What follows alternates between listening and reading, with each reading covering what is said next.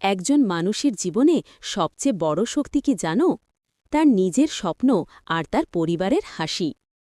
দিনের পর দিন কলের খনি থেকে শুরু করে নির্মাণস্থলের ধুলাবালি, লাল রঙের একটি সাধারণ গেঞ্জি পরে ছেলেটা প্রতিদিন লড়াই করে যায়। মাটির নিচের অন্ধকার টানেলে গরম আগুনের পাশে ভারী পাথর ও কয়লার বোঝা টেনে জীবনের সাথে যুদ্ধ করে সে। তার হাতের কড়া, মুখের ঘাম, শরীরের ক্লান্তি সবই একটা মাত্র কারণের জন্য, নিজের পরিবারকে ভালো রাখতে। বাড়িতে আছে তার পৃথিবী, একজন স্ত্রী আর দুটি ছোট বাচ্চা।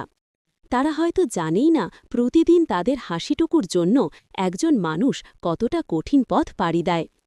কখনো পকেটে টাকা থাকে না, কখনো খাবার কম থাকে, তবুও সেই বাবা হাসি মুখেই ঘরে ফিরে যায়, যেন কিছুই হয়নি। কখনো রোদে পুড়ে, কখনো বৃষ্টিতে ভিজে, কখনো বাইকে কাদা মাটি মেখে সে ছুটে যায় নিজের পরিবারের কাছে।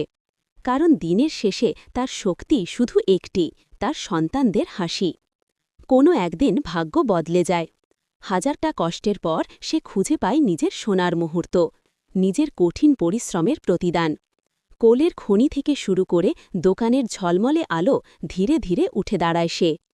এরপর একদিন ট্রেন স্টেশনে দাঁড়িয়ে থাকে তার স্ত্রী আর বাচ্চারা। সেদিন প্রথমবার তারা দেখল তাদের সেই শ্রমিক মানুষটা আর আগের মতো নেই। সে বদলে গেছে, সে নিজের জীবন বদলে দিয়েছে।